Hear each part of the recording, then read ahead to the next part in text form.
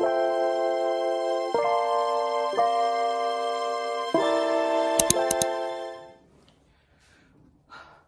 hello everyone, and thanks for tuning in.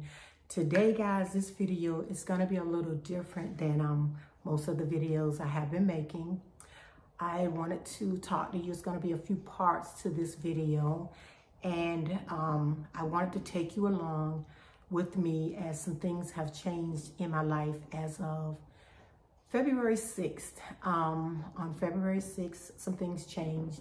And it has really been a lot going on with my health. So I wanted to come on, guys, and share with you, some of the things that are going on, some of the things I have been going through. So on February 6th, I was in my home, and I came out of my room because I had been on the computer for a little bit. And I noticed that my left arm was a little numb. So I began to kind of shake it and see what was going on, because I was telling my husband. He came in and I was like, something's going on with my arm and I don't understand it. So what I did was, I tried to like work my arm or do something with my arm. And it just was like a sensation came down it eventually. And that sensation with tingles came down. And then it also went down my left leg. So guys, by now I am very, very nervous and scared. And I'm like trying to figure out, am I having a stroke? Because most time when women have strokes, it usually deals with the one side, and then you feel like sensations, and then, in your face and in your arm. So guys, for me, it was very scary. I was very nervous, and I really didn't understand what was happening. But it really worried me. But I was like, okay, I'm okay. Maybe it's just me feeling this way, or maybe I don't know. I just didn't know. I just was like, and I waited a while, because it took a while for the sensation to come all the way down my arm and then start at my upper thigh and go all the way down my leg. This went on for like, I want to say about 4 to 7 minutes. And I really didn't understand. So after it did that, it just stopped. And I was telling my husband, I said, something just doesn't feel right. Something feels a little off for me. And I did not understand it. And I was like, I want to go to the hospital to make sure I'm not having a stroke or anything like that. So when he took me to the hospital, I was in the ER. Because our hospital was really crowded that day, I was really not placed in a room. I was placed outside of the rooms because they had to line everybody up because it was crowded. And I did go straight back, and they took me straight back. When they took me straight back, I told the ER physician what had happened, and he just looked at me and said, oh, okay. So immediately he ordered that I go ahead and have like an x-ray of my head. So I was like, oh, okay. So then when he came back, he said, he didn't want to say exactly what was happening, but he was like, when we took your x-ray, we saw something, so we need you to go back and do an MRI. And so I was like, okay. And I said, okay. So by this time, my husband was there. I called my sisters, and I was like, guys, I need to let you know something is going on. They won't tell me exactly what's going on. And so guys, you can imagine me, I'm at the hospital, I'm nervous, I'm scared, I'm trying to figure out exactly what's going on. And I do remember I had my hair like this that day. So I had a headband in my hair, and it was a thicker headband, and it had like a buckle like on the top of it to put it together. So I was telling my sister once she came and my husband was there, I was like, well, maybe it's because of this headband, it's got a little notch in it. I said, so let me take this off. So I took it off because I forgot when I took the x-ray to take that off. So I took the notch off, took the headband off, and I went in to go do my MRIs. So the MRI they sent me in for was like a 35-minute long MRI. So I was okay because I've taken MRIs before and I've never had a problem. But for some reason, I began to get nervous while I was in there. And the last 10 minutes, I really got really nervous and shaky. And I was like telling her, because they give you a button, and you can push the button. And I was telling the lady, I was like, ma'am, I'm just hyperventilating. I'm not feeling. She was like, just take your time, try to breathe. And I was just like all over the place. But they were able to do all the MRIs. But the physician who came in first, he didn't tell me anything. He just said, well, we ordered this. We're gonna keep you for tonight, and you'll stay tonight, and then the neurologist will come in and talk to you in the morning. So I was like, okay, is something going on? They can't tell me exactly what's going on because the ER physician cannot explain it to you. They had to let a neurologist come in and see what was going on, look at the slides and talk to me and explain to me probably what was going on. So in that event, of course by now, guys, I'm nervous, I'm shaky, I'm scared. But they admitted me right away, and I went up to my room, and I was there for a while, and they said, well, the neurologist is gonna come in the morning, and he's gonna talk to you and explain everything that we found. So I was there to the next morning, and when the doctors come, sometime a lot of the doctors come really, really early. So my husband was at home helping to get my daughter Karen ready and off to go where she had to go to. So I was pretty much alone by the time the neurologist had came. He came early in the morning, and he was talking to me, and he was like, well, you have a meningioma. And I was like, okay, what is a meningioma? He said, well, a meningioma is a brain tumor. And he said, you have a brain tumor, but yours is benign. And he was like, well, I suggest that you should probably have surgery. So by now, guys, I'm there. No one is with me. And my sister and them are I'm calling them, telling them what's going on. I got on the phone, I called my sister, because I think I was on the phone with her when the doctor came in. And she was trying to get there to the hospital. And my other sister my brother was on the phone, so everyone was trying to call me and talk to me.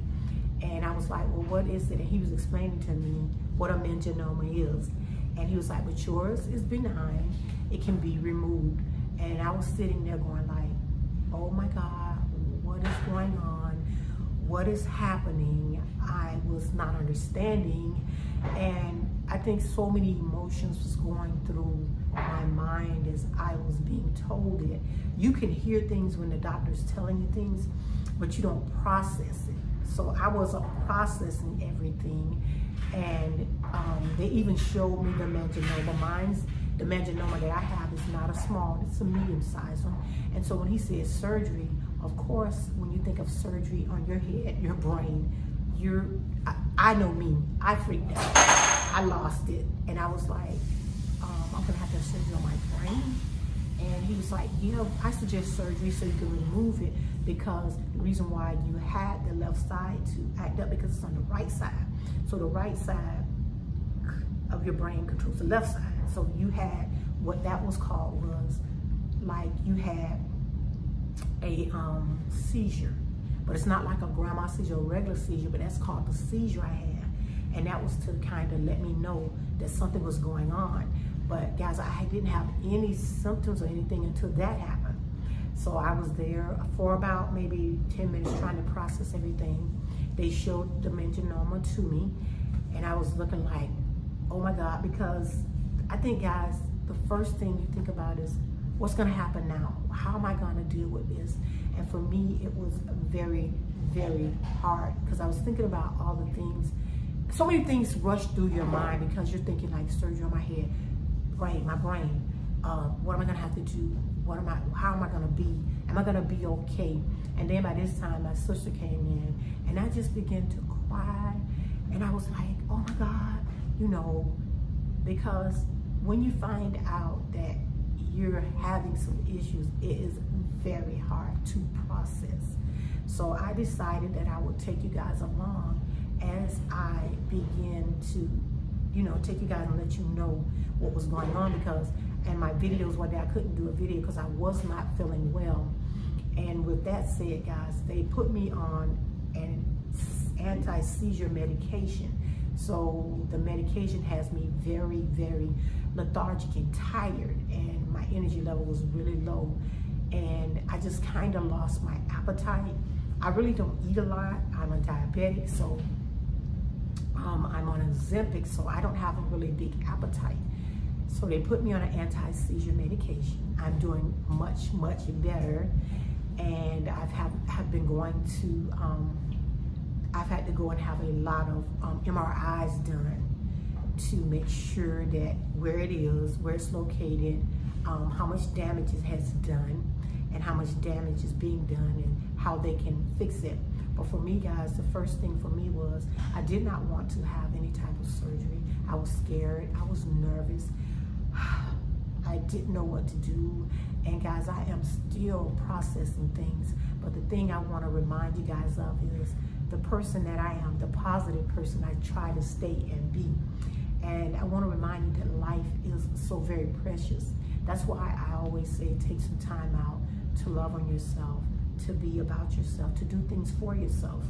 So guys, I was admitted and I stayed in the hospital, and I was released maybe 4 or 5 hours after I got the news.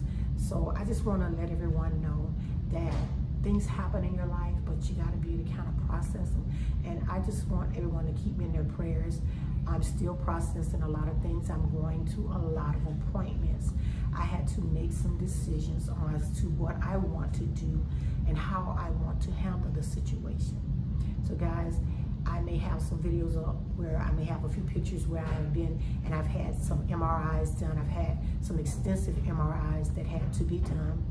I have also had another visit with the doctor to see exactly where I am, what I want to do.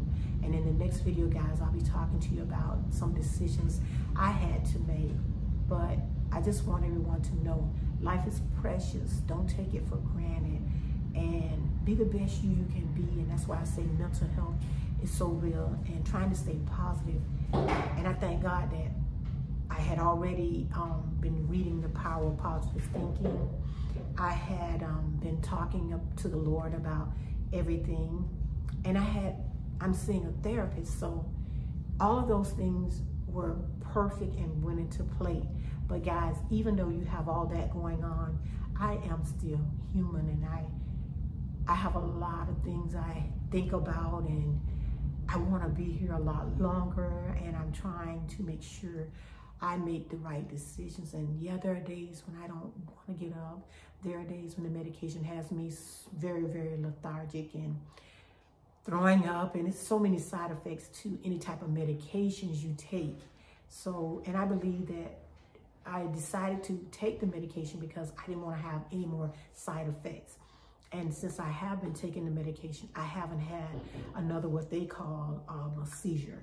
So guys, I just want to take you along, and this is the first video I'm doing, taking you along as I am being diagnosed with having a brain tumor, which is benign, which is called a meningioma.